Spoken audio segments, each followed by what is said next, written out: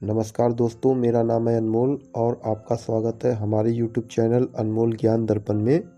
दोस्तों, आज मैं आपके लिए एक कहानी लेके आया हूँ जिसमें आलसी ब्राह्मण की कहानी के बारे में बताया गया है। अगर आपको ये वीडियो अच्छी लगती है तो इसको लाइक करें और अपने दोस्तों के साथ शेयर करें। अगर आपने हमारा चैनल अभी तक सब्सक्राइब नहीं किया है तो इसको सब्सक्राइब कर लें, जिससे कि आपको आगे भी ऐसे ही प्रेरक कहानी मिलती रहेंगी। तो फटाफट वीडियो को शुरू करते हैं। एक बार की बात है, एक गांव में एक ब्राह्मण रहता था। वह सुबह उठता था और नहाता था। उसके बाद वह पूजा करता था। फिर वह खाना खाता था और खाना खाने के बाद फिर से वह सो जाता था। उसके पास किसी भी चीज़ की कमी नहीं थी। उसके पास एक बड़ा खेत था और खाना को पका देने वाली एक सुंदर सी पत्नी थी और उसके 2 बच्चों का एक अच्छा सा परिवार था। सब कुछ होने के बाद भी ब्राह्मण के घरवाले एक बात से बहुत परेशान रहते थे। वो बात यह थी कि ब्राह्मण बहुत ही आलसी था। वह कोई भी काम खुद नहीं करता था और वह दिन भर सोता रहता था। एक बार की बात है कि ब्राह्मण सो रहा था और बच्चों का शोर सुनकर ब्राह्मण जग जाता है और वह देखता है कि उसके दरवाजे पर एक साधु महाराज खड़े हुए हैं। तभी वह ब्राह्मण और उसकी पत्नी उस साधु महाराज का स्वागत करते हैं और उनको भोजन कराते हैं। भोजन के बाद ब्राह्मण ने साधु की बहुत सेवा की। साधु महाराज उसकी सेवा से बहुत प्रसन्न हुए और उन्होंने उससे वरदान मांगने को कहा।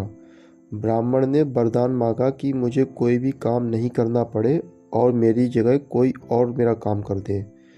तब साधु उसे वरदान में एक जिन्न देते हैं और साथ में यह भी कहते हैं कि जिन्न को हमेशा व्यस्त रखना।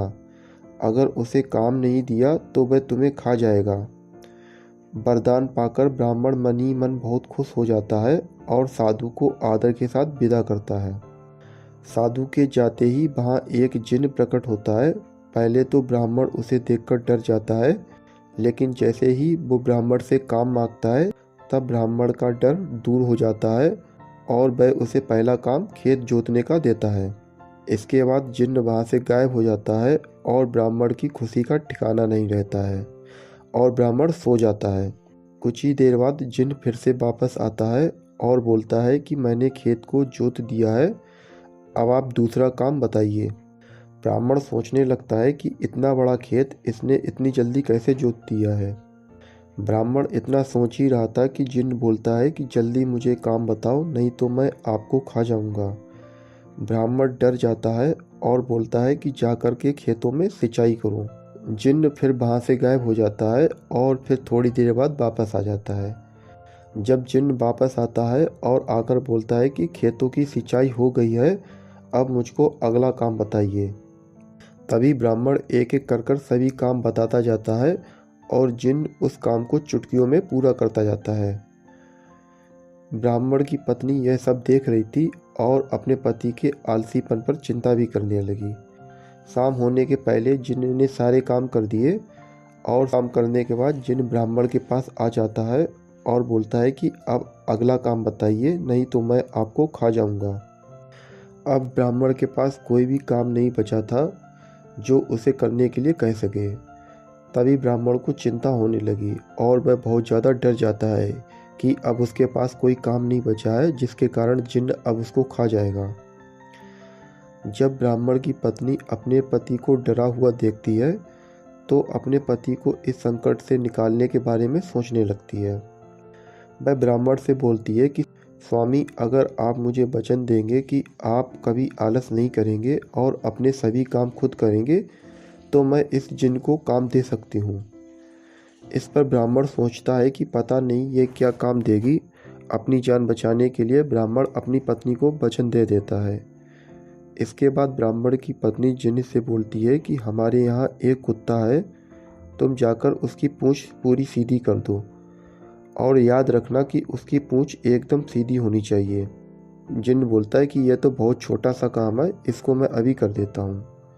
यह बोलकर वह जिन्न वहाँ से चला जाता है और लाख कोशिश करने के बाद भी वह कुत्ते की पूंछ को सीधी नहीं कर पाता है और अपनी हार मान लेता है। जब जिन्न हार जाता है तो वह ब्राह्मण के पास आता है और ब्राह्मण से कहता है कि मैं हार गया हूँ और अब मैं यहाँ से चला जाता हूँ। उस दिन के बाद से ब्राह्मण अपने आलस को छोड़कर सभी काम खुद करने लगता है और उसका परिवार खुशी खुशी रहने लगता है। तो दोस्तों, इस कहानी से हमको ये सीख मिलती है कि हमें कभी आलस नहीं करना चाहिए। आलस करने से हम मुसीबत में फंस सकते हैं, इसीलिए हमें आलस छोड़कर अपना काम खुद ही करना चाहिए। तो दोस्तों, कैसी लगी है आपको ये कहानी? अगर आपको ये वीडियो अच्छी लगी है तो इसको लाइक करें और ज़्यादा से ज़्यादा शेयर करें। ऐसी ही प्रेरणादायक कहानियों के लिए हमारे चैनल को सब्सक्राइब करें। मिलते हैं आपसे अगली स्टोरी में, तब तक के लिए नमस्कार।